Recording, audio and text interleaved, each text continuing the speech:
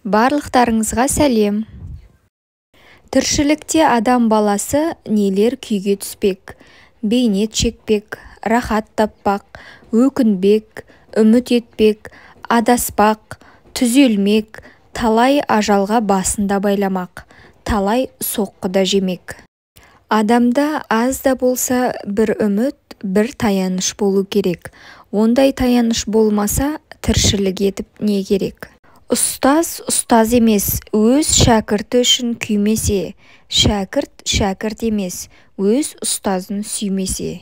Бір әріп үйреткенге 40 жыл сәлем бер.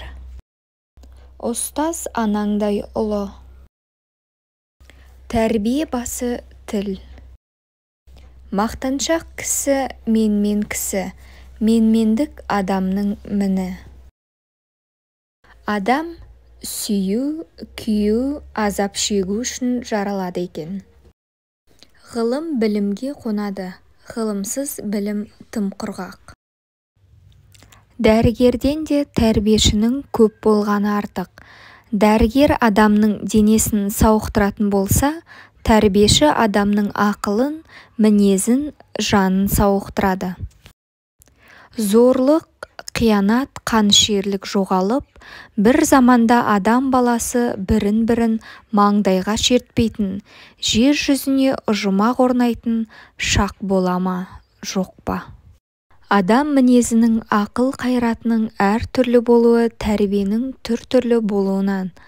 Адам баласының ұрлық істеу, өтірік айту, кісі тонау, өлтіру сықылды бұзақылықтарды жасауы тәрбиенің жетіспегендігінен. Халық ішінде сұмырай келген жақтан бір апат, не жұт, не ашаршылық болады деген наным бар. Баланы бұзуға, түзеуге себеп болатын бір шарт, жас күнде көрген өнеге. Адам баласы ұшқыр ой, көп ақыл, өткір сезім қайратының арқасында ғылым, білім, өнер тауып, өзгеден үстем дүние жүзінің қожасы болып отыр. Оқу білім жанған шырақ ойласаң, үйренерсің, іздеп көрсең қалмасаң. Қу өнерді, бу беліңді жегер сал, пайда аларсың, қаужанарсың, тоймасаң. Тіл ішкі сырды сыртқа шығаратын құрал. Әр заманда тіл ішкі сырды әр түрлі шығаратын болған. Сөз ойдың анасы, ойсыз сөз болмайды. Ой жетілу мен тіл жетілу қатар жүреді. Бала әдетті жасынан тамызықтап жинайды.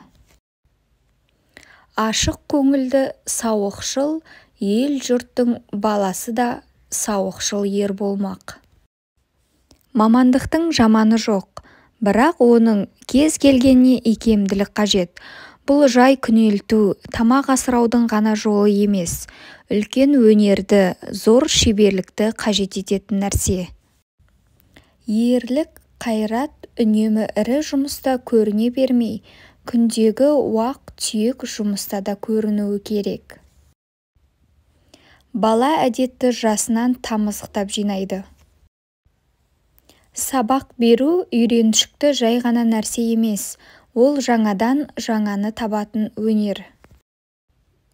Ана тілі халық болып жасалғаннан бері жан дүниесінің айнасы, өсіп өніп түрлене беретін, мәңгі құламайтын бәйтерегі.